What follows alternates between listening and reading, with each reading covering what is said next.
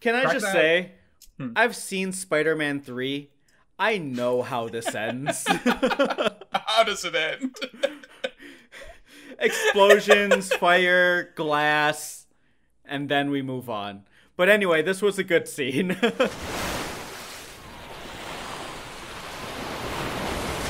Hello. Well, let's wait a couple seconds. Hello. Hello. Everybody, welcome Hello. back to Onesie Piece, where two grown men in onesies argue about a cartoon. I'm Estevan, and I'm not all that into anime. I love anime He loves more it. than anyone in the entire world. Did I nail it? You nailed it, buddy. No, that's not true. But I do. But like you do anime. like it. I You do do like like anime anime. a lot. Specifically One Piece. Big fan of One Piece. Oh my god! You are. My hood's not up. What a fool I am! Oh my god. God, they don't even know I'm a penguin. There we go. Amateur. Come on, So, man. it's- Where's your head at? Well, it was, tucked back. Now it's on. Now it's on me. I got the Red Bull ready to go. Crack-a-lackin' to the new year. Are we sponsored by Red Bull now? Yup. We're not. We're not. We got 14 fucking subscribers. What do you think? But I mean, Red Bull, if you want to throw away your money, go for it. Come on, give it to us. Yeah, right. That's fine. No, but Red Bull is I'm not as addicted to it as I used to be. Now we're never gonna get sponsored by Red Bull. Oh, I mean, let's be. Can we talk about Red Bull for a second? I Okay. guess. Can somebody, is anybody else pissed and annoyed that Red Bull, like, all the commercials are like, look at all these athletes drinking Red Bull, like it's gonna fucking make you like fit and help you with this shit. Nothing makes me feel shittier than a Red Bull, and yet I continue to drink it. Why? I don't know, but like, I don't know, man. I can, when you drink like 2 Red Bulls in a day, your body's like, I can't drink any more Red Bull. Why are you ever drinking 2 Red Bulls in a day? It's very rare. I just want to make it clear. I don't drink Red Bull very often. This was kind of it's been a long time since I've had one. But there were days back in the office where I was having a rough day, and I just needed a couple Red Bulls to get me through. That's fair, because when I was in the office, they had like free not Red Yeah. Bulls, but free energy drinks. Yeah, Because that's one of the products that they made, so they just give them to the employees. exactly. And I would just be down in them all day. Yeah, and that's exactly. That's fair. And that's exactly it. They were free at the office, so it was like you did it because they were there and they were sustenance, and they normally cost a fuckload of money. So having them free, true. it's like, what a deal. Yeah, right? But what the fuck is this shit with them trying? But it's whatever. It just reminds me, like, I don't know.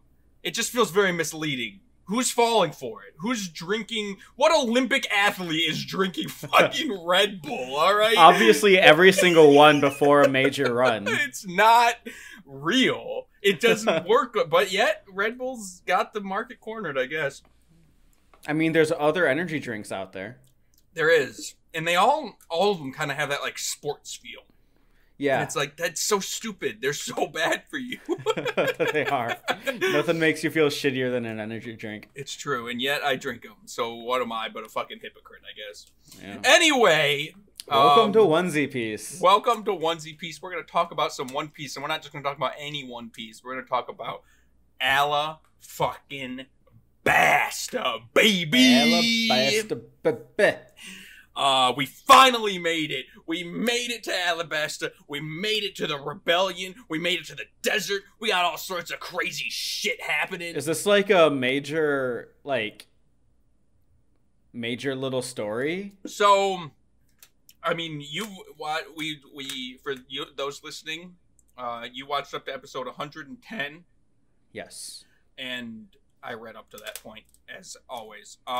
This is just like the build up. This is the end of the arc. This is the Alabasta arc. Everything's kind of been building up to them getting to this island. So for this arc, it's just kind of like the climax of it all. So the climax of like meeting Vivi. Oh, sorry, Alabasta Saga. Yeah. Right. Yeah. Yeah.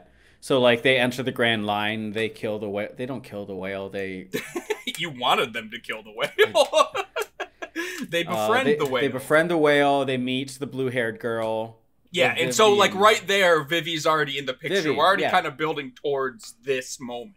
Yeah. Okay. Right? So yeah, everything's kind of been building on it except Little Garden. Just, I mean, it did a little, but you know, Little Garden's still boring as shit and kind of pointless. But that's beside the point. We've been off for a month. We have. And boy, let me tell you, I'm not watching rusty. One Piece for a month. Yeah. Was nice. And I'll say, us coming back, this was probably the most episodes I think you had to watch yet. Yeah, so And I it had to wasn't get even back a full into arc. it, and like there was a shit ton of episodes that I need to watch right away. Yeah, I think it was 14. This one, I wanted to get up to the end of episode 110. I was like, that's the moment I want to stop it. So this one was a little bit longer.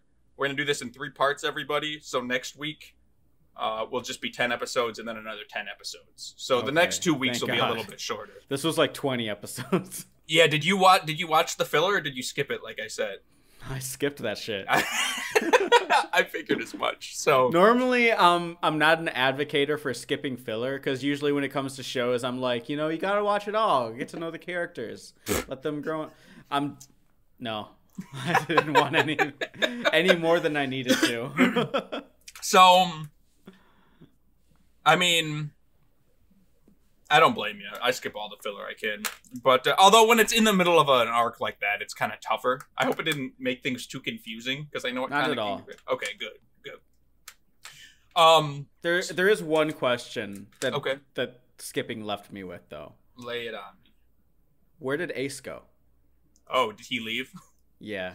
Yeah, so you did kind of miss a piece of it. So, man, he left in the middle. Wait. Did you... Oh, God, I told you to watch the recaps. I watched the recaps. They were just recapping the... Okay. They didn't recap any of the filler. You made it to Yuba with, like, the old man, right? Yeah. Okay, you saw all that. Yeah. Okay, cool. I was worried we missed that. Ace is hunting Blackbeard. He might have mentioned it. I don't know what. Yeah, he did. Yeah, he did mention Blackbeard and hunting him. Yeah. He's hunting Blackbeard because he killed one of his crewmates, and so basically he sticks with them for a little bit, and then just he's like, I can't stick around anymore. I gotta go find Blackbeard and do my own thing, and so then he leaves. All right, in that's the fair. manga, it's way shorter. You get way less time with Ace, and the filler seems to be most of it anyway. He basically shows up and then fights Smoker, which I'm sure you saw that part. Yeah. And then the Straw Hats get away because of that, and then he leaves. And he blows up a whole bunch of ships on his way out. That's the only thing you missed that was pretty fucking badass.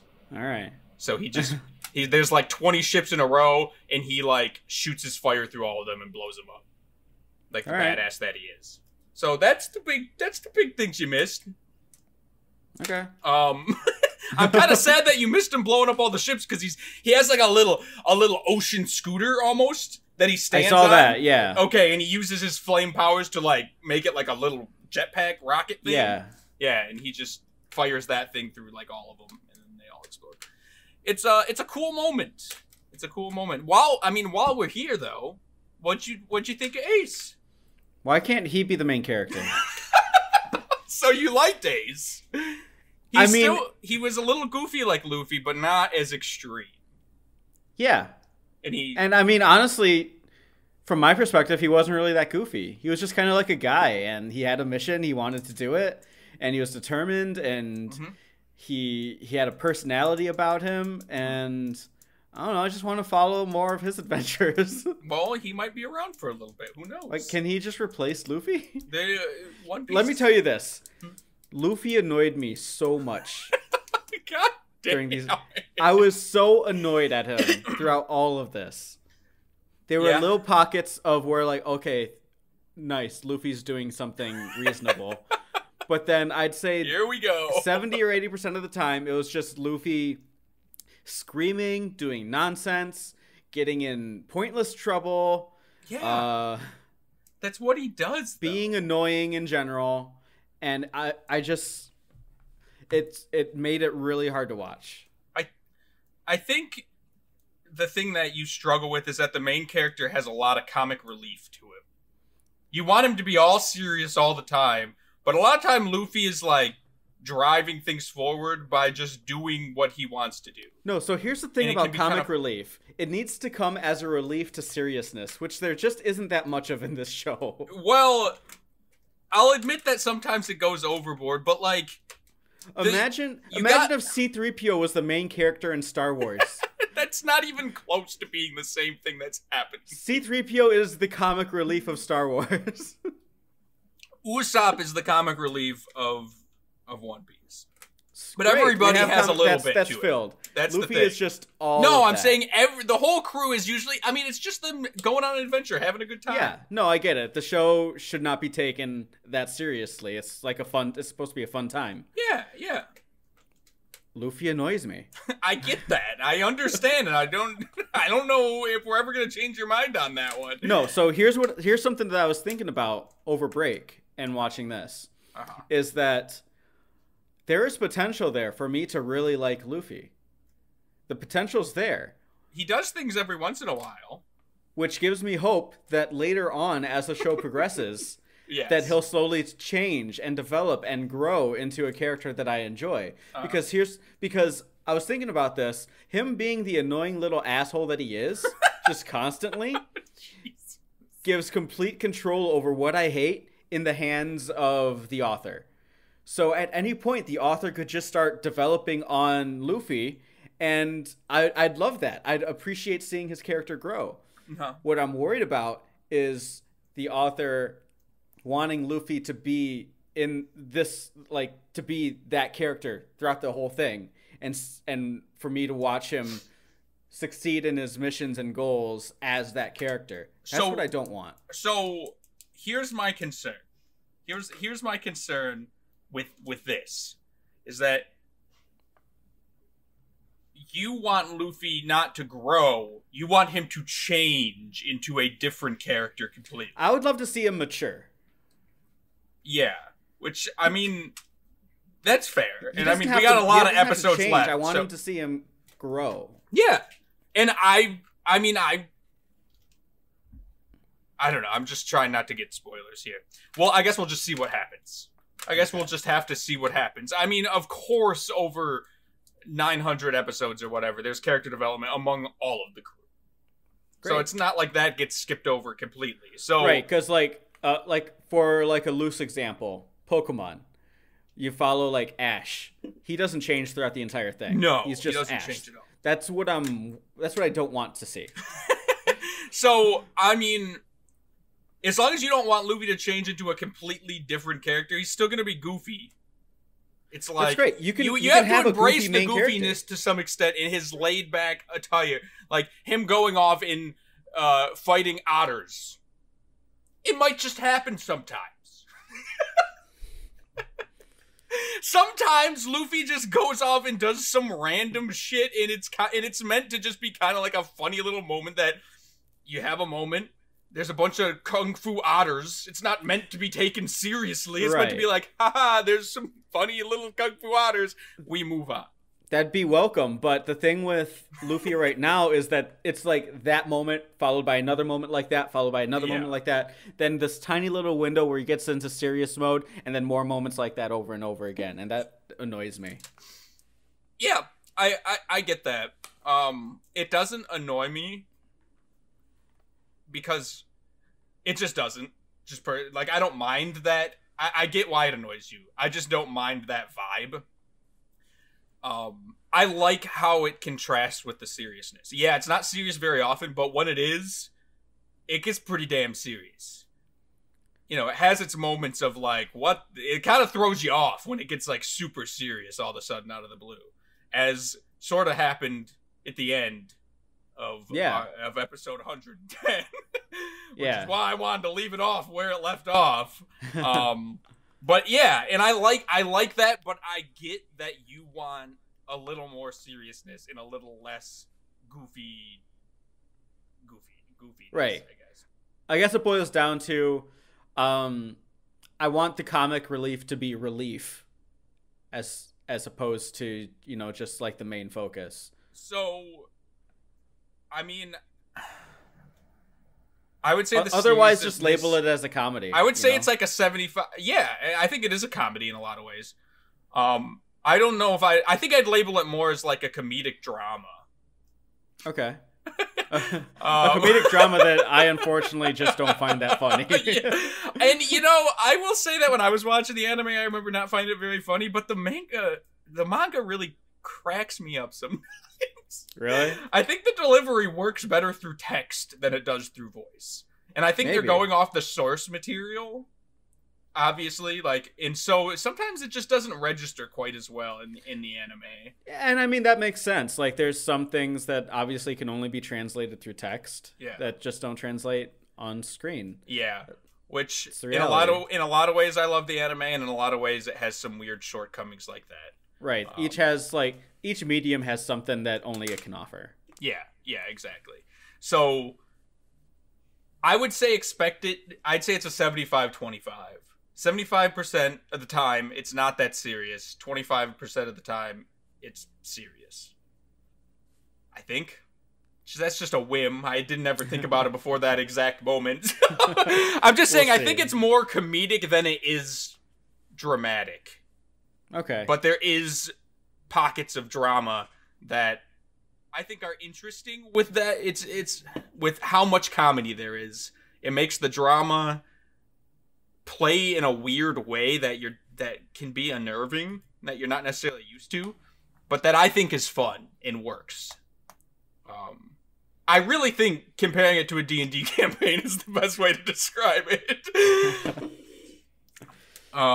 Because that is kind of similar. Usually it's just everybody in the campaign goofing off and doing stupid shit. And then occasionally they have to come together and fight some threat. Yeah, I mean, that's not far from accurate. So that's really been my mentality through all of this. But regardless, let's just start. We got a lot to get through. Let's just start getting through it. Even though we've honestly talked, I've liked this conversation, so this is good. But let's start at the beginning. But I'm just gonna hit pockets. We're not gonna go into the granular details, right? All right. So the arc starts with you basically learning. So, that Crocodile. The arc starts with like Crocodile being like a hero on Alabasta. He's like fighting pirates and getting rid of them, and everybody's like, "Yeah, Crocodile's saving us!" And the whole island seems to adore him. Because he shows up, he kills the bad guys, and he leaves before the king can get his army there. Because he's a Sandman, and he's in a desert, so he can get around pretty quick. I guess, like, I guess the place to start is, what did you think about Crocodile throughout all of this? And, like, how he interacts with Alabasta and what Alabasta kind of thinks of him. I think it's a pretty intriguing story. Like, him organizing this long-term coup to take over the kingdom. Mm-hmm. With this double identity going on. Like, some people know him as, like, Crocodile the warlord, puppet of the government. Whereas, like, other people know him as, very few people, granted, but know him as, you know, like, the head of Baroque Works. And he's playing this con, like, for years. He's been playing this con, and, like, I thought at first, like, you know, this is a pretty interesting little thing going on here. Mm-hmm. Later on, I developed some questions. Maybe you can answer them. Okay. So his plan was to dehydrate the kingdom of Alabasta to a point of drought. Then frame the king for using the green dance powder. Yep. Turning his people against him. To a point where the people would raise a rebel army against the king. Correct. At which point he would then kill everyone Yes. Well, not everyone. He doesn't want to destroy Alabasta as a whole.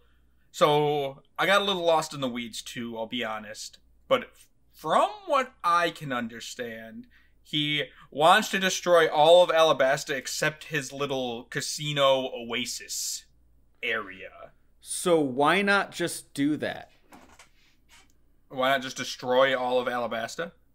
Yeah, like, why not just do that? Because it's like millions of people. He's not that strong. So is he? So I guess the confusion comes down to defining destroying Alabasta, because my interpretation was that he caused this entire island to go into drought because of his powers. Yeah. Could he not then also use his powers to just dehydrate everyone on the island until they turn into mummies? So I don't believe that his powers are necessarily what's drying up everything. It's... Was it that? It's gotta be. No, well, okay, so that dance powder takes all the moisture from everywhere and puts it in one place. Yeah, but nobody's using it because it's outlawed. The only reason that existed on the island was because he brought it in to frame the king. And he used his powers to get rid of it.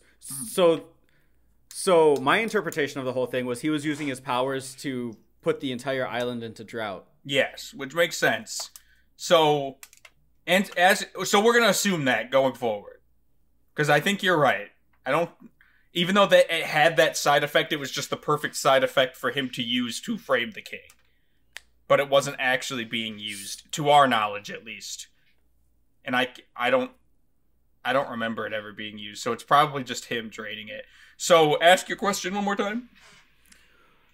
If he's trying to kill everyone on the island besides his little oasis, why does he bother with the whole political coup?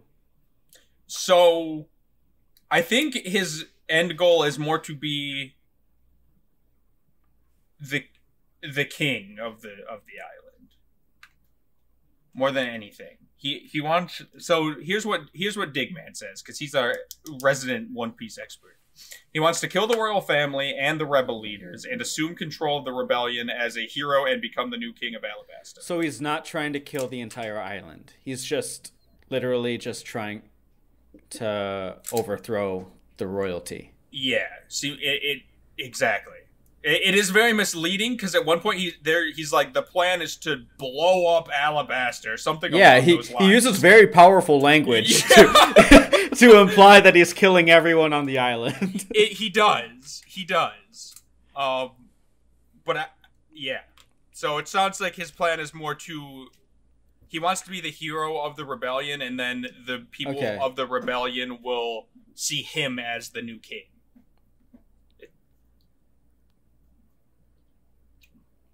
He does kill the leader, or try to kill the leader of the rebellion, though. But, does he? Well, it's part. But they don't know it was plans. Him. They don't know it was him. No. So like, he's trying to cause as much chaos as he can, so that the rebellion flares up. Yeah, exactly. And so are you talking about the part where Mr. 2? Yeah, is the king he shoots Koza. Yeah. And so that is just to flare up the rebellion even further. Okay. Saying the king has killed or attempted to kill. Make a martyr out of him. Yeah, exactly. Okay. So yeah, he's just trying to get the rebellion to spark. And that's what happened, was they were saying people who once were on the king's side now are not because he shot Koza. Yeah. Speaking of Mr. 2, we meet him pretty early on. Yeah. We do it. Yeah, that's the next. So that's the perfect transition. That's like the next thing that happens. Mr. 2 arrives at the Straw Hat ship. Yeah, and he starts demonstrating his powers, and a pretty weird moment happens in the anime. And I want to know if that very uncomfortable moment happens in the manga too. Where Nami shows her boobs. Yeah. Yeah. That's like really wrong. It is. You know, we talked about I told you there was more to come in terms of Nami being treated as an object. I don't love it either, but that was worse than the Sanji moment. So keep in mind, that was worse than the Sanji moment. Mimicking somebody's body, then flashing everybody. Luckily, Nami doesn't seem to care too much. Keep in mind this was in the early 2000s, and also it's catered to teenage boys. Yeah. All right. So teaching them young. As a nearly 30-year-old man, it's pretty awkward. I usually just move on. There will be more. I'm gonna let you know now. There's gonna be a couple of really uncomfortable moments in the future, and I can't wait to talk about those. Oh boy, because it gets pretty fucking weird. All right. So that's just a part of it. I don't know what else to say. I don't love it either. That's definitely one of my biggest gripes against it. All right. All right. I was just curious if that was an anime thing or not. No, it's in both. Okay. They made it, of course. I don't know if I'm relieved or disappointed.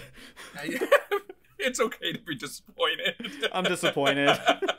What did you think of Mr. 2, Bon Clay? So here's where I'm at when it comes to characters.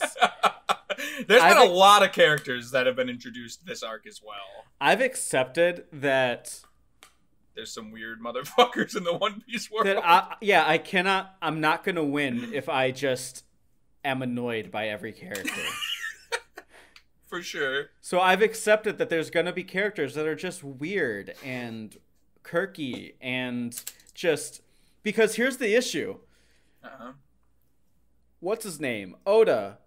Uh-huh. He has a series planned that'll go for years, for decades. Uh-huh. He needs to do something to make his characters, each character, as memorable as possible. Yeah, so I mean, keep in mind, there's like over 1,000 characters in One Piece at this point. Yeah. So I get it. Like, the characters are going to be weird. I've accepted that. I'm not going to let that anger me anymore. Hey, that's good. You're growing. I am. So, but... With that said...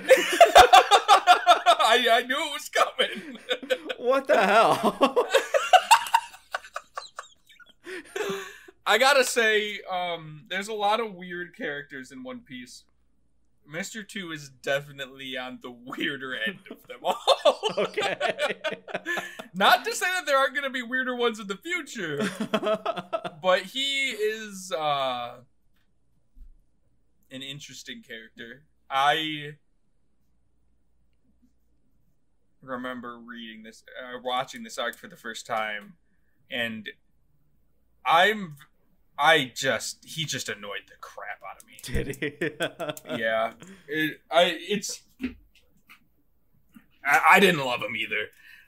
This time around it wasn't so bad, but maybe that's just because I was reading it. You couldn't hear him? Yeah, I couldn't hear him exactly. And so, on one hand, there's a lot to love about him. There's an interesting dynamic between him and the Straw Hats where they're like friends. Yeah. And that was, I thought, an interesting plot point. I liked that. And then there's like that moment where they're all goofing off on the ship and he's like showing his party tricks. And then he shows he's just showing all his faces and the king's face pops up and Vivi's like, yeah, what the fuck was that? Yeah. Which I thought was a cool moment. That was one of those like weirdly, it was like half a second of very seriousness in this like really goofy scene. And you realize, like, in that moment exactly what he's, like, capable of doing, which we later see. He shoots Koza and flares up the whole rebellion. But I thought that was a cool little, like, foreshadowing in a way, where it was just that split second of him showing the king and then Vivi at the end being like, guys, what the fuck? Yeah. So, I liked that. Moving into we talked about Ace. That's what happens next. Ace shows up. Yeah. They venture. Ace leaves. Well, I think he's still there in the anime, though. They venture out into the desert. They have all sorts of shenanigans, which is what you were talking about. I think pissed you off earlier. All right. Actually, no. Something else that I really wanted to talk about. Mm-hmm. They arrive on shore. Okay. Luffy's like, yay, I'm so hungry, I'm going to go get some food. You see the city in the distance, he runs off towards the city. Yeah. They all get to the city later, and they're like, where's Luffy? Turns out Luffy missed the cities, now he's in the middle of the desert. Oh, I don't know. This didn't happen in the manga. Yeah, my gripe was, how did he miss the city? He's like wandering through the desert like, I'm so hungry, where did the city go? He ran right towards it. And, like, not only that, I don't think the city was that far either. It's not like he could... you could always see it. And, I don't know. And then when you see the crew in the city, it's just filled with, like, street vendors and street food. And I can only imagine just radiating the smell of food. Yeah, I don't remember this happening in the manga. It's when he runs into that guy with the packet of... He burns the guy's packet of... dance powder. Yeah, that's filler. I think it was probably just time saver. I don't know what to tell you. It was they probably only did it because they needed to extend the episode a little longer. It seemed like it was like set up for the dance powder. Well, it introduces you to it. That's the thing about the filler in this arc is it's always tied in to some extent, but technically it's filler because it didn't happen in the manga. Okay. But yeah, so I mean, it sounds pretty annoying, but I guess that's just Luffy saw a mirage of the exact city and ran the wrong way. How's that? I guess that's good enough explanation. It's gotta be. It's gonna have to be. There was also a city nearby, the exact one he saw, but he saw a mirage of it slightly off. That's my explanation. Okay. Oh, God. Vivi's passed. So they get to Yuba. Yuba. I loved this part. I had forgotten about this completely, and I gotta be honest. About her flashback? It's all wrapped up. So they get to Yuba, which is the rebellion town, where the rebels are. They meet an old man there. He's the only one left. The city's falling apart. The rebels have left the town. They've made a base somewhere else because this town keeps getting hit with sandstorms, which we later learn is because Crocodile keeps hitting it with sandstorms to, again, flare up anger within the rebellion. Not necessarily at the king this time, just to morale, just keep the morale low, to flare up the anger. And so there's just this one old man, and he knows Vivi, and Vivi knows him, but she doesn't recognize him at first because he is like a shriveled up old man. And when she realizes who it is, she basically starts crying, and then it kind of goes into the flashback and shows him as like not necessarily overweight, but a big dude. He was pretty fat. He had his curves. He was thick. He was a chunker, just a little bit. He was a log of a human. You could say. Yeah, you could say.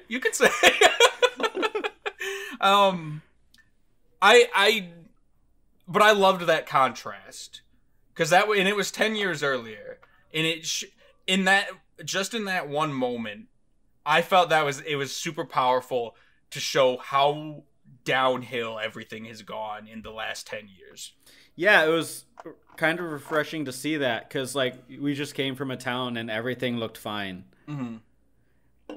Yeah. So, like, you get there and you're wondering, like, why is there a civil war? Like, right. Like, what's the issue? Everyone seems fine.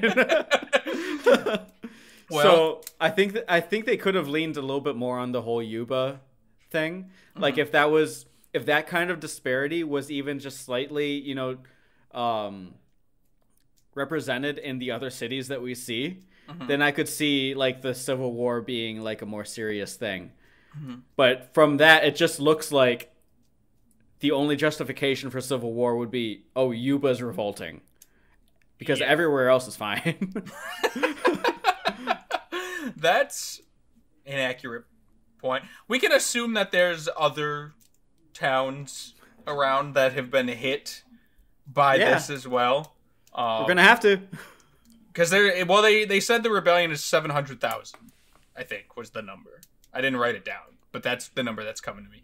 So it's like, there's there's gotta be. Right, yeah. Yuba wasn't that big. It was. Yeah. So again, there you go. There's some towns are doing all right, some towns doing not so great. Like Yuba, getting hit with sandstorms repeatedly. Yeah, poor Yuba. It's a good point, though, that I never really thought about. Where did these 700,000 men come from? I think they could have.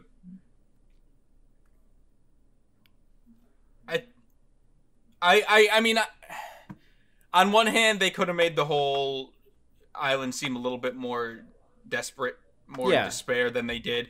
But also, I loved how Yuba did it, and it was so powerful. I felt like that alone was enough to. It was a really good way of telling it. So I don't know. The only problem was that maybe the scale wasn't big enough. But the way that it was told of like how this all came to be, I thought was really, really great. And we get into Vivi's backstory where she becomes friends with Koza. They have a little tussle, a little fight. Shows that she's caring yet tough. Gives a little bit of that. And this gang of rebels, before they were really rebels, Vivi's like the number 2, right? Yeah. And they protect her. And then it's basically Vivi growing up into being this princess and about all the things that she's learning from this, and being kind-hearted yet knowing that she has to make tough choices in the future, blah, blah, blah. And it ends on the way it ended, I thought was amazing too. The way it began and the way that it ended were what I really loved about it. The backstory was fine. It didn't blow my mind. But the way it began with the old man and showing that versus, and then the way it ended with Toto. Was that his name? Toto? The old man. Toto, yeah. Toto. Like the dog. Like the dog. It showed they were leaving to go make Yuba. Which was going to be, it's like placed right in between 4 cities. And so it was going to be like a market city where you would come and stop and buy things merchants. Big old junction town. Yeah, the old junction town. And it was super optimistic. They were like, we're going to go off, we're going to make this great city for the king, we're going to do great things, it's in this perfect location. I can't wait to see you become a great princess or grow up to be a great princess. Something like that. Yeah, exactly. Super cheeky and on the nose. A little bit. Not subtle at all. What else are you going to say to a princess? What other options does she have? I hope you become a great princess. How is that? It's exactly what you say. I've never met a bona fide princess, so I'm not sure. I feel like... I've met my fiance, so I guess that counts. Nice. Nice. You're going to get some brownie points for that one. Does she watch this? Sometimes. Nice.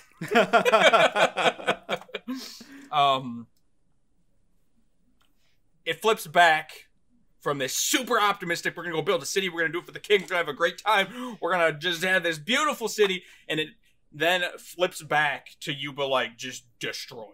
Because it's been being hit by all these sandstorms. Nobody's there. It's a desolate town. The old man's withered. It's a horrible, horrible experience. Nothing went the way they wanted it to whatsoever.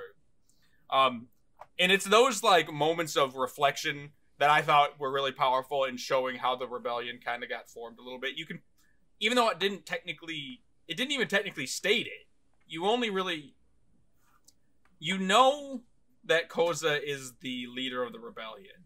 But they also didn't really spell it out. Vivi has mentioned him by name a few times, but if you didn't remember that, the backstory doesn't really necessarily portray it as like going that direction. Right. And so you just have that 10-year gap of like being super optimistic, and then it's like, what the hell happened? And you don't necessarily know. You just get little tidbits, and I just loved it. I thought it was I thought it was a perfect amount of giving us what we needed, but not like wasting our time either. Yeah, it was all right. Moving on. Damn, kidding. man. I'm kidding. Yeah, it was good. I liked that episode. I felt like it was I just felt like it was really well done storytelling. Yeah, I agree. I thought it was just a cool way of putting it. Yeah. Okay. So, anything else you want to add? Moving on. Questions, comments, concerns? Not necessarily questions. I guess just like, come on, Toto, enough's enough. Like, stop digging for the Stop digging. The city's destroyed, man. What are you doing? Most of it is under sand. There's no one here to feed. I don't disagree, Toto. Why are you still here, brother? Yeah, right. What are you trying to prove? Because he does find water. He gives it to Luffy. He does. What did you think of that? That was a good moment. That was a good Luffy moment. Luffy helps him dig the hole through the night. Yeah. To find water, and then it's kind of, but it's like a serious moment, but it's jokey. Luffy's like accidentally filling his hole with sand, and they're like, "Luffy, you're so dumb." Yeah, that was a silly moment. It was a nice little moment, and then he passes out, and then he can. Then that's when he's actually able to make progress on his hole. But that's not true, is it? That is true. But it's the thought that counts. I thought Luffy definitely helped him dig a hole. But after Luffy passed out was when he found the water. It was a couple minutes after that. But Luffy definitely helped him dig that hole. And Luffy was the only one on the crew that did that. That's true. Everyone else was sleeping. And a little tidbit. He gets the water, which the old man, Toto, gives to him, right? And this is a contrast that I like. I'm noticing some contrast and I love it. I love it more than I ever thought I would.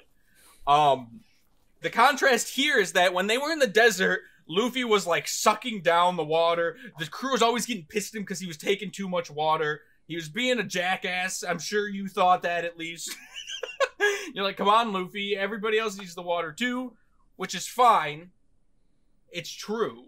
Luffy shouldn't have drank so much water. However, when he saw like the work that the old man was putting in like the fruits of his labor, if you will, this is something he really cared about. He gave him the water. Once the old man was the one who gave him the water, he took little sips. And he made sure that the crew took little sips.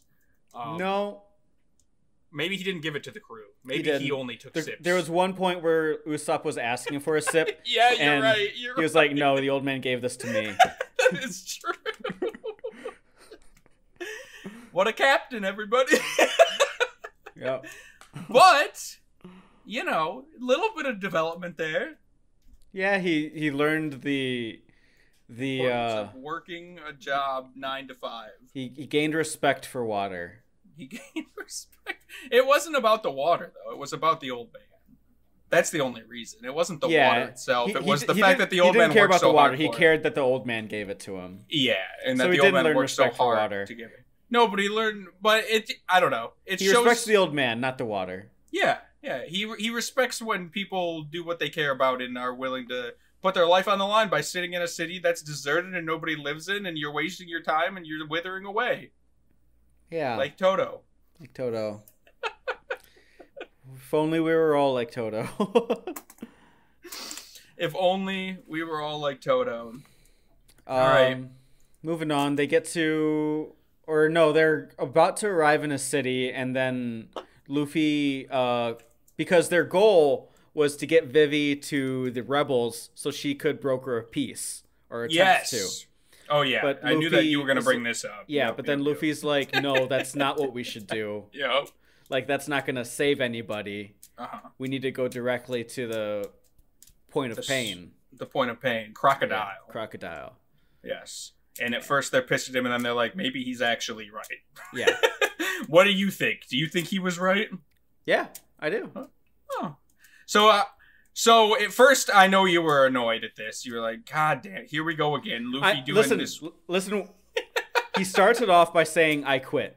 I quit, yeah. And it's like, damn it. I know. I wrote it and I was like, here we go. I was picturing your reaction. They wrote it for me. They knew I was watching this. And then he actually gets into the meat of his argument, and I'm like, okay, that makes sense. It actually makes sense. So good. Yeah. I'm glad you agreed with it. And then he also punches Vivi in the face. Yeah. But she punched him first. Yeah. I mean, I'm not complaining about that. You're not? I just had a feeling you would. You'd be like, what the fuck, Luffy? I thought it was kind of a... I don't know. On one hand, I thought it was... I like the message. I don't necessarily love the way it was delivered. That's fair. The whole scuffle between him and Vivi was fine. And I get it from Luffy's perspective. Like, it doesn't surprise me that Luffy did that. I feel like that was pretty in character. And he was doing it to kind of... Sometimes you just need a good punch in the face, to calm down. And no, it's not like it was made like a thing, when that happened, everyone wasn't, on Luffy about it. It just... The scene continued. Yeah, and it was more... I feel like it was more Luffy's way of letting her release some steam a little bit, because then she started beating the crap out of him. Mm-hmm. And, Luffy that's what he wanted. He wanted her to, let it loose a little bit. But he also wanted to be like, we're your friends. You're not the only one that has to die for this. Like, we can help you just as much if you let us. And I like that message. But then we get into the whole "we're your friends" thing always annoys me. Yeah. Every time. It's just It's campy. It's so campy. And it's just like, the message I get, it's just like, there's got to be a better way to write it. It's right, so, it's kiddie a cop-out. In a way. Yeah, it's like, we're your friends, let us help you. And it's like, yeah, that's fine. It's just kind of a weird way of saying it. Just say, we care about you. I feel like that would alone be better. Like, we care about you, too. Yeah. So, I don't know why it bothers me, but it really, really No, I completely understand. It makes it feel like a children's show. In which it's not that it isn't, but... It also isn't. It's a mixed, it is and it isn't, right? It's like somewhere in between. So, but the message was cool. I liked the moment. I thought it was fun. I thought you would be more annoyed with Luffy. I'm kind of surprised that you... I mean, don't get me wrong. For the first 5 seconds, I was extremely annoyed. Like, another one of these. This is good, though. But it makes me wonder, why did the moment start off like that? I mean, I will say that,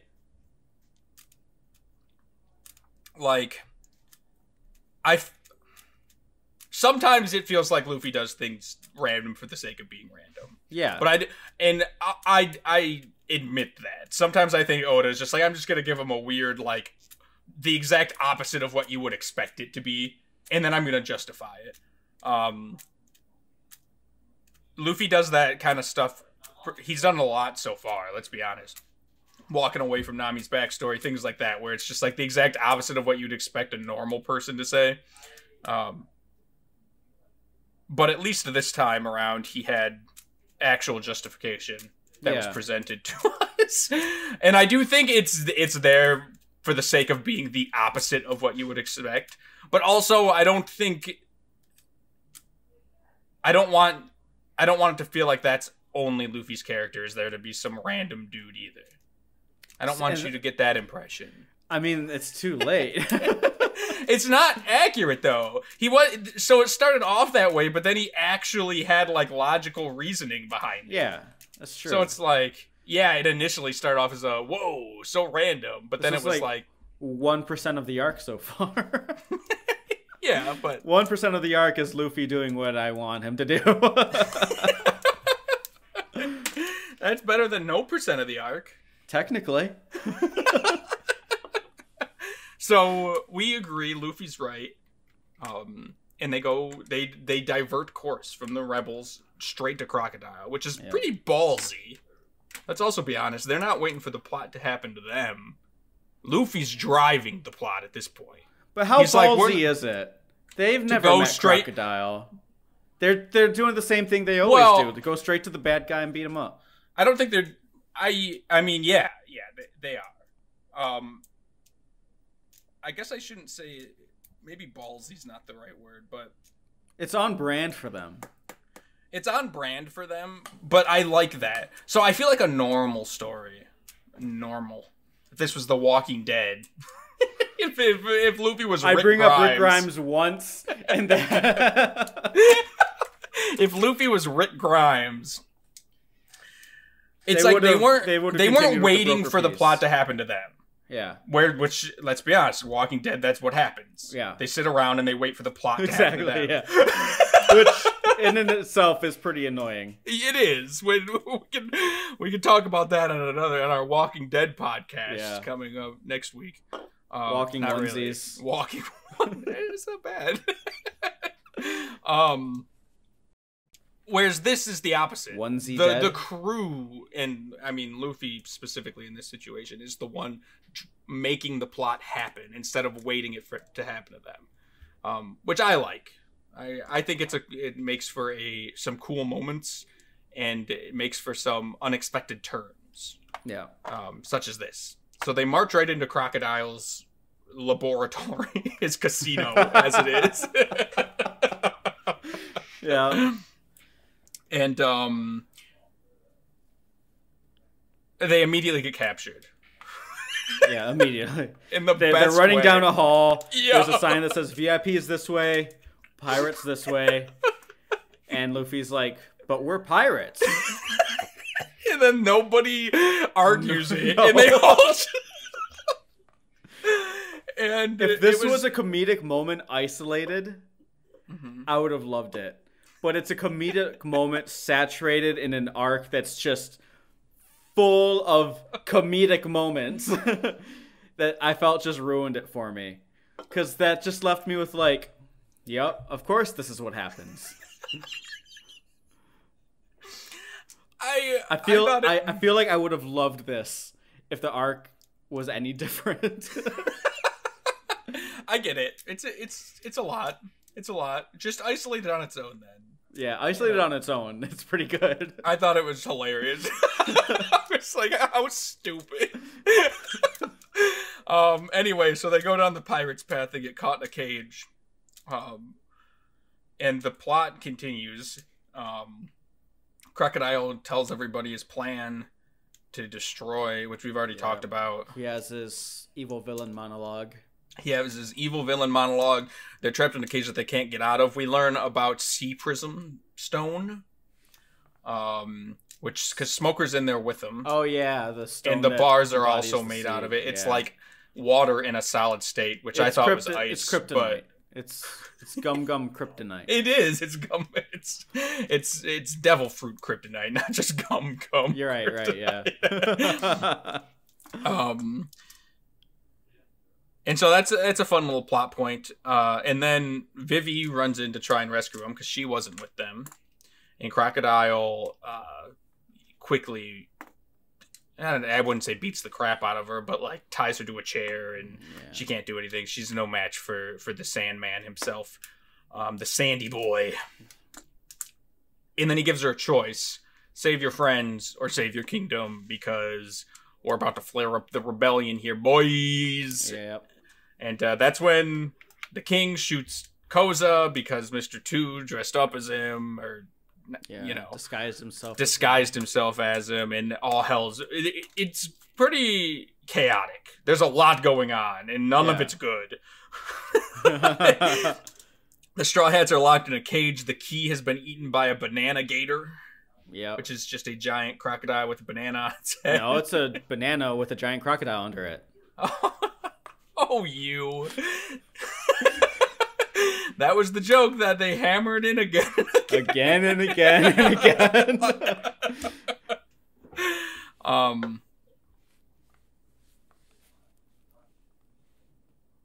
Vivi can't do anything. She's got to make the choice. But then Sanji shows up. Yeah, which I thought was kind of cool because I didn't actually realize he wasn't in the cage. Neither did I. They did a good job at not really. I just assumed it was the whole crew. Yeah. And I was like, how they gonna get out of this? But then you find out Sanji actually didn't get caught, and also since Sanji wasn't seen at Little Garden, they didn't even have a picture of him to like look for him, which is how he managed to get away. Yeah. And so Sanji shows up and saves them all. I don't know. Yeah. Wax. Mr. 3 comes back and they make a wax key as well. There's a whole lot of like red herrings. There's a whole lot of... Is red herring the right? No, not red herring, but just sort of like Deus Ex Machina kind of stuff. Where it's like you think this is the solution and then there's a problem to that solution that they have to make a solution to, and I guess just sort of like these impossible situations, but then the perfect solution just plops into their lap. Well, the Mr. 3 thing I thought was kind of cool because he specifically, you saw him get eaten by a gator earlier. Yeah. So at least it wasn't like a random occurrence. Right, yeah. That had a little bit of lead into it. Yeah, which was kind of nice. And then they escape. And like, what's his name? Tony. Not Tony. Tony Chopper. I was wondering why she keeps calling him Tony. Who keeps calling him Tony? Vivi. Vivi calls him Tony? Yeah. Oh, everybody else calls him Chopper. Yeah, so that really confused. Like, why is she calling him Tony? I don't remember her doing that. In the manga. But anyway, his Tony full name up. is Tony Chopper. So I guess that'd be why. Yeah. So Tony shows up on a big crab. They're on the crab. They're getting away. That's right. Luffy's like, you guys go do whatever you're gonna do. I'm gonna fight crocodile. I forgot. And so he jumps off the crab, runs up to Crocodile, and they start fighting, and he gets his ass handed to him. He gets his ass handed to him bad. Yeah. This was a fun moment. It was. This was a very fun moment. I enjoyed watching Luffy struggle. His typical, I'm going to punch my way out of everything does not work when the man's made out of sand. Mm-hmm. Because he can punch and punch and punch, and it doesn't matter because it's sand. You're going to punch right through it. But he keeps trying until he wears himself thin. Can I just say, I've seen Spider-Man 3. I know how this ends. How does it end? Explosions, fire, glass, and then we move on. But anyway, this was a good scene. Explosions, fire, glass. Yeah, that's how he beats a Sandman in Spider-Man 3. There's like, I don't know if there was explosions, but there was like fire, and he turned like parts of him into glass, and he kept losing sand matter, until he was just like his little guy.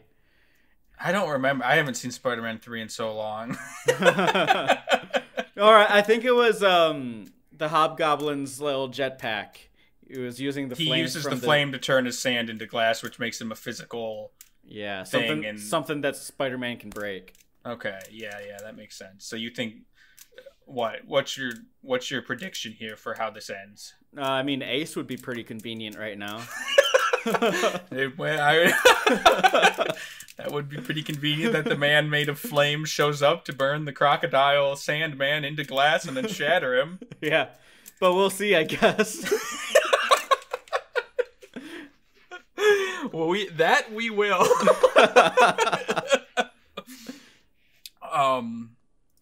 Yeah, I mean, it ends with Luffy getting straight up stabbed through the stomach. Yep. And then lifted up. Crocodile takes his little hook hand and stabs right through him and then lifts him up, and it's a pretty horrific scene, really. We only get a silhouette in the anime. Well, you get that's all you get in the, okay. But like the silhouette of him up against like the setting sun and just stabbed right through is pretty it's refreshing. Pretty screwed up. I loved it. I bet you did. Did you see it coming? Did you? I mean, Luffy's obviously struggling. It ends kind of on a cliffhanger. That's kind of how it ends right there. Yeah. The actual episode. So I guess did you see it coming? Two, where does it go from here? What do you think happens next? Well, Luffy is dead and we never see him again. That's probably it, yeah.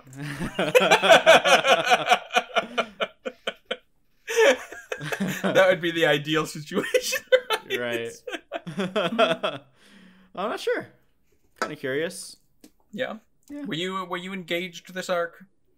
It was hard to be. Shark friend. It was hard to be. I mean, I was engaged in the political aspect of it. Mm-hmm. I was curious to see, like, I guess I'm a fan for Civil War stories. I don't know. Yeah. So I was engaged in the broader strokes of it. When it came down to like the minute by minute actions of Luffy and crew, was less so, because it was mostly just them like running from town to town, doing something. Yeah, up until they kind of get to Crocodile, it is kind of just them. It's just them like running from town to town, and we learned a little bit more about the Civil War. Yeah, but we learn a little bit about the Civil War. It's not bad. No, I don't know. I know you. It's not the worst arc. Antics, yeah, it's not the worst arc. It's not my favorite arc. But it's not your favorite arc. I won't say I'm excited to see how it goes, but I'm definitely curious. You're curious to how it goes. Well, we got 2 more episodes. If I were watching this by myself and I got up to 110, this would not be the point where I stopped watching. That's what I wanted. I was like, I wanted to give you a little something to maybe help you through the next 10 eps. Thank you. I appreciate that. And so, I don't know. I'm feeling very rusty today on the old podcast. When we were doing it every week, I was in the podcast zone, but it's my brain's so hazy. I'm feeling it. I hit the ground running. Okay, you've been doing good. You've been carrying this hard. This Red Bull, I'm already crashing from it. You need a second one, man. No, I don't.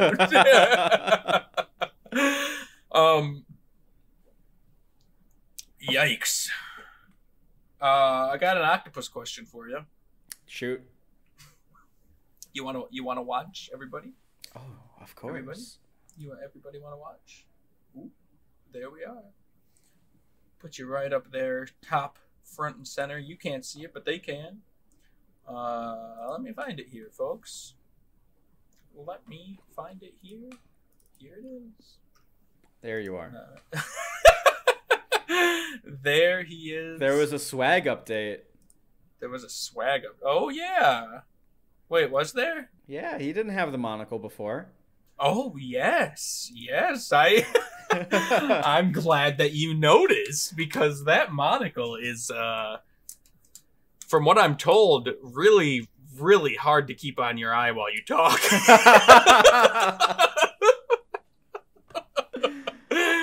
So,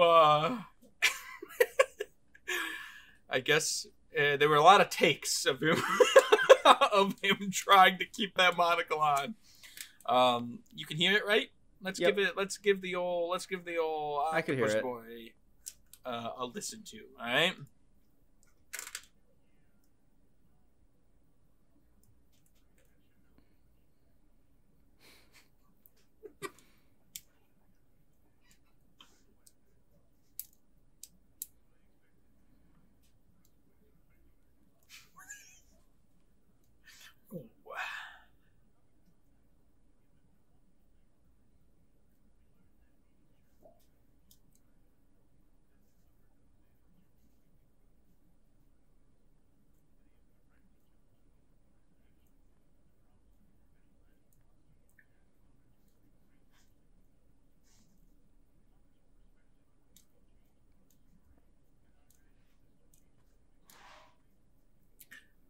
So that's a good question. It is. It's an interesting one, and it is perfect because we didn't really talk about the rebellion itself that much. So it's the perfect catalyst into that. Yeah. Because there's a lot that happens and a lot that changes. So I'll start off by saying this. Going into the arc, knowing that there was a civil war or rebellion rising, I never once expected the rebellion motivations to be unjustified. I was never expecting to go into this arc and learning that the rebellion existed just to... Sorry. Sorry. I'm choking on my spit. I'll just mute myself. Keep going. So I never once expected the rebellion to be unjustified. Like, I never expected it to exist for the sake of having a civil war story.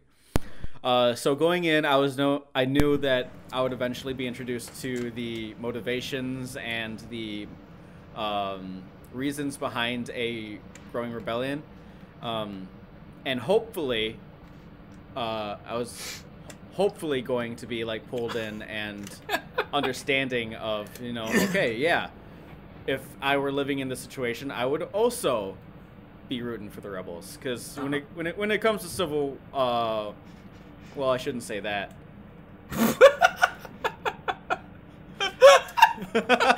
You don't have to say anymore. I know exactly what you. When it comes to Star Wars, I'm a rebel guy. I'm a rebel guy. Rebel Alliance, rebel scum. But I hate racists.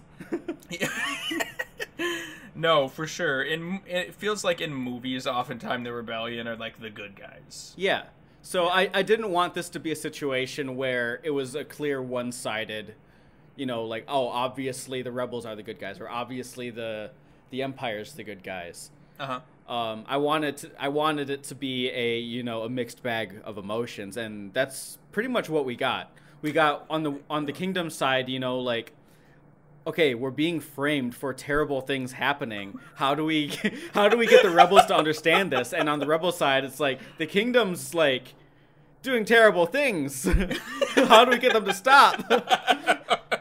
For sure. Yeah. So like for each new pocket of information that we got on the rebels and the Civil War in general, I was pleased, and I really enjoyed that aspect of this arc. Cool. Yeah, I also enjoy it. It does a very good job. It not only I like that Crocodile is this third party that isn't on either side. That's forcing them into this. Yeah, he's this like, I don't know what the proper word for it is, but like this kind of like this Voldemort figure instigating anger between the two good guys. Yeah. He's really cool. He's like Russia on the internet with the misinformation. getting Crocodile is Russia. Getting very topical. But yes. Crocodile is a Russian bot farm. Just shooting out all these messages to Facebook. Yeah. Sprinkle a little bit on each side, pissing everybody off a little bit. That's Crocodile. That's what he's doing. Yeah. And just like in real life, it's working. He's Emperor Palpatine. He is Palpatine-esque. Yeah. But you got the Republic on one side, the Separatists on the other side, and he's playing them both. He's playing both of them, yeah. And then he gets thrown into a big pit. Maybe that's how Crocodile dies. And then we meet Crocodile again 30 years later. Because that would be fun. Because Luffy needed a bad guy to punch through again. So they figured, why make a new one? Yeah. Why would we build on the past 30 years of content? Why not just, bring Crocodile back? I'm sensing some hostility. No. And I don't think it's for One Piece.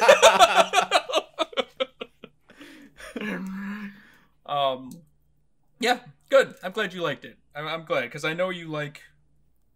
I know you've been saying you've been looking forward to the Civil War and seeing what that brings, and yeah, it's you're kind of.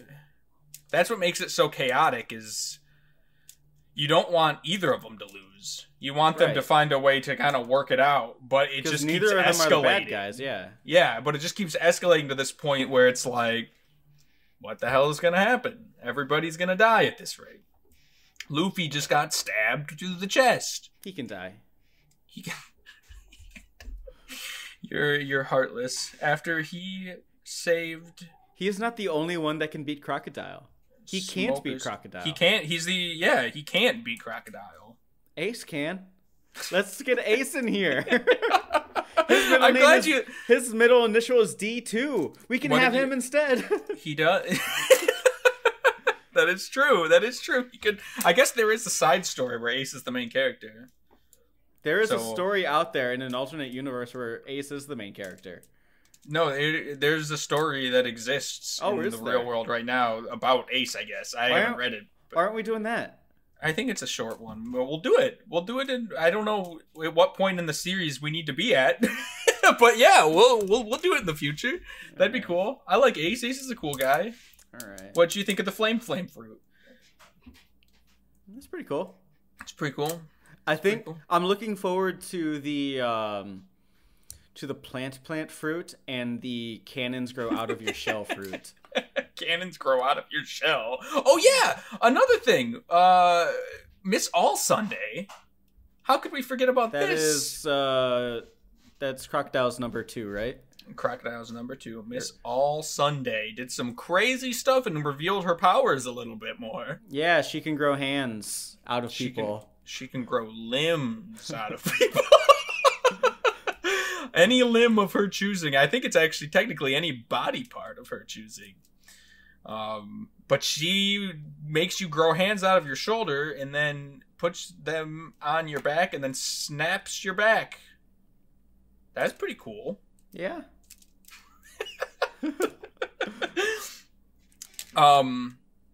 So yeah, I mean, there's that. Got another fruit out there. I guess the moral here is you don't really give a shit about Miss All Sunday. No. The moral of the story here is I've stopped giving a shit about fruits. People have powers. I've accepted it. Even non-fruit people have powers. That's pretty rare, though. But the crazy powers. So in the context of the world, yes, it is rare. In the context of the show, we get them every episode. So we don't get, well, kinda, but kinda not. They're mostly fruit powers when you got crazy stuff happening. Yeah, so Miss All Sunday has fruit powers. Crocodile has fruit powers. Ace has fruit powers. Luffy has fruit powers. Smoker has fruit powers. Can we name any more? Bon Clay has fruit powers. Waxman has fruit powers. Waxman has fruit powers. Where's Booger Boy? Booger Boy has fruit powers. He hasn't been here. Isn't he dead? I don't know. Probably. That's fine. I think I'm not going to worry about it. Little Reindeer has fruit powers. Little Reindeer. Tony Chopper has fruit powers. Every other numbered agent from 3 to 10 has fruit powers. There's a lot of fruit powers. Clown has fruit powers. Buggy the Clown. The Smooth Girl has fruit powers. Yeah, I mean, oh yeah, she does have fruit powers. So I mean, there's a lot of fruit powers floating around. There's a lot. All those numbered agents have sidekicks who don't have fruit powers, but they have powers. It doesn't matter that they're not fruit. The only one I think that we've seen thus far was the Paint Lady. Umbrella Girl had fruit powers. Yeah, she had fruit powers. So a lot of fruit powers. I think you just need to embrace the fruit powers. That's what I've done. So they mean nothing to me anymore. Well, I've embraced that they exist. Well, you got to embrace that they do cool things. Just think of them as superpowers, and all of a sudden, it's not so bad. I do think of them as superpowers in a world of superheroes. Yeah, that's more or less exactly what it is. So when a new one shows up, I'm not like, whoa, he has powers. I'm just like, all right, that's his power. That's fair. I mean, I get that. It just seems like you don't start thinking like, what could he do with this power? Like Crocodile's over there draining water out of people. It's like, I didn't expect a Sandman to be able to do that, but here we are. Listen, man, I've seen most of My Hero. Come on, Oda. Be original. What? First of all, this was 1998 or whatever. I know. Wait, who was the Sandman in My Hero? There's not a Sandman in My Hero. I'm just Gaara saying, from like Naruto, however. I'm just saying, like, it's a world saturated with superpowers. It is. But this was the OG. Yeah. All right. Show me a My Hero Academia hero that can make limbs come off of people. Probably could. It doesn't exist yet, not to my knowledge. Oh, it will. Speaking of fruit powers, I haven't forgotten. Last episode, you asked, what is my favorite fruit power? That we haven't even necessarily seen yet. Okay. Or that you haven't seen. And I thought long and hard about this over the break. I brought out my notepad and I scribbled down all the fruit powers I could find. And by that, I mean I watched a video with all the best fruit powers. And there's a lot of cool fruit powers, such as, I mean, Crocodile's a great example. Ace is a great example. Smoker, where they're just like, I can turn into this crazy cool shit or make these very destructive things based on my fruit power. And then you have, like, Buggy, who's also doing things. And mind you, some of them are kind of cool, but not like, I'm gonna drain the water out of your body and watch you melt. Cool. But I could easily be like, this fruit's the best fruit. And everybody knows what fruit I'm talking about. But that's not the fruit. Whatever fruit you're thinking in your head, you're wrong. I guarantee none of you are thinking of the fruit that I'm thinking of. Except now maybe you are, because you're going through all the fruits in your head that you've seen. But I'm going to tell you the fruit that appears in the future that's my favorite fruit because it's pretty dang cool. But also pretty dang stupid.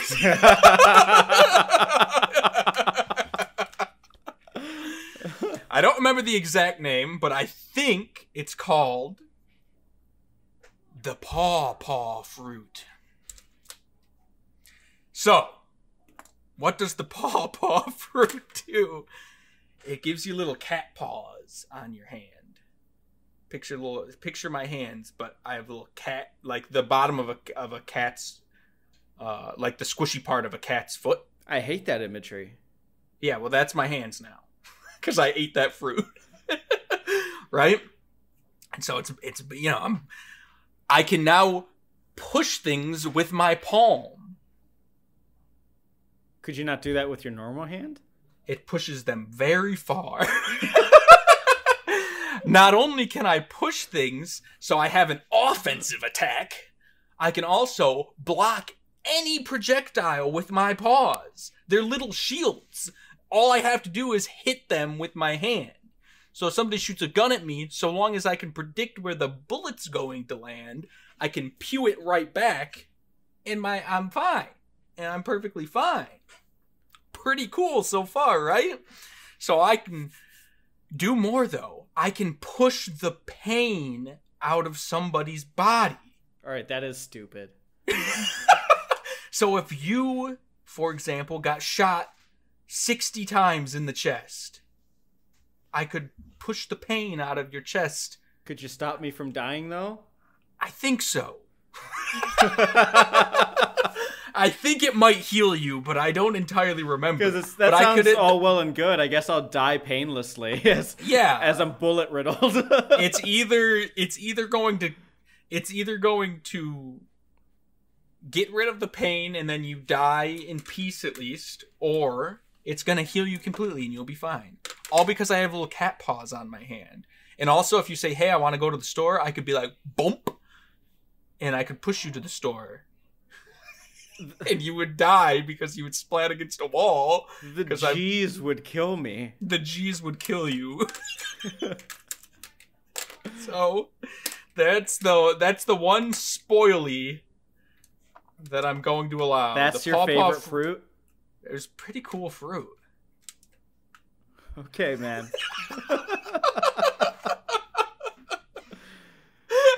I like the paw fruit, man. I kind of like that it gives you the little cat paws. You ever squished a cat's paw? I know you're allergic, but it's very, like, if I had those on my hand, I would sit there and do that all day. It would be very therapeutic. When you said little cat paws on your hand. I was thinking this was going in like a direction of, oh, you can sneak and you're weightless and you're very agile and stuff. No. But then you said you could just push things. Yes. That's all I can do. Okay.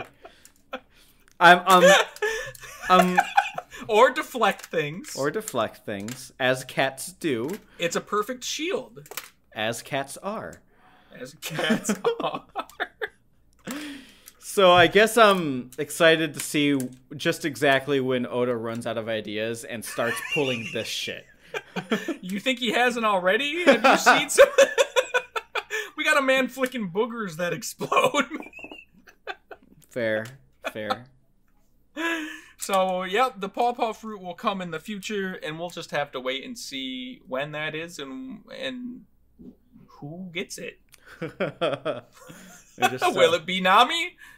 No. What do you think? Nami's not getting a fruit.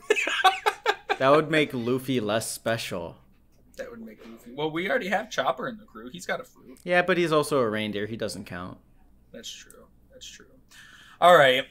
We're almost at an hour and a half. A lot of content to get through. I feel like we definitely missed chunks.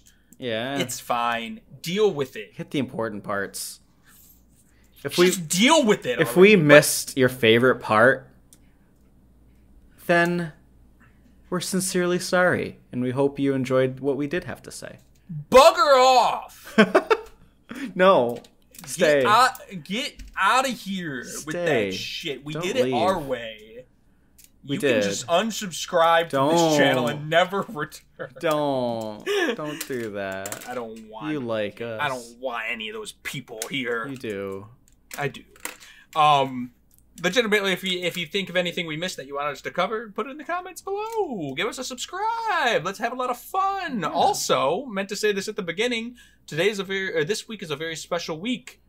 One Piece, the manga, just hit the 1,000th chapter. Oh yeah, that's right. It just hit chapter 1,000 on Sunday. And so, if any of you guys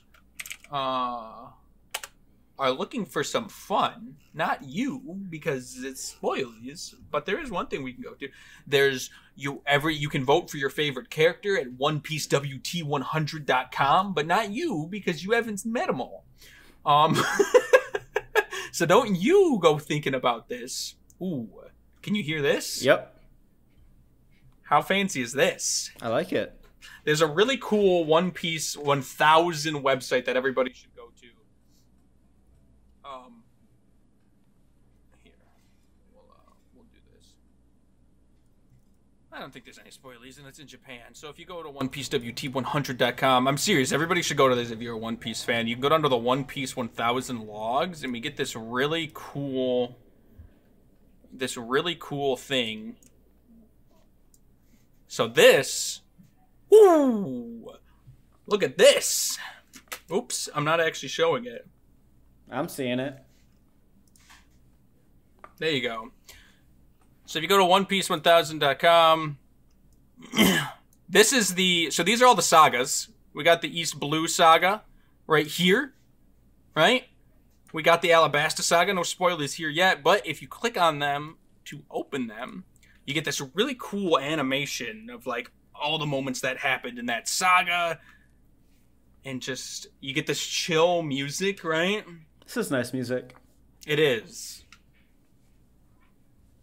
And if you go into these, so you get all these cool colored pictures, images, and you get all the front panels. So this is the Buggy side story right here that was happening alongside while I read the manga. We're going through stuff like this. So this is for every single saga it has one of these. And it's just really cool. It's just a really cool website that I can't recommend highly enough. Highly enough. So we're just gonna chill out to this music, and we're gonna end this bad boy. Thank you guys for watching the Onesie Piece podcast. We will be back next week. Same time, same place, same arc. Any last words? Keep being awesome. And click that subscribe button. Bam! See you guys next week. Bye-bye. Bye-bye.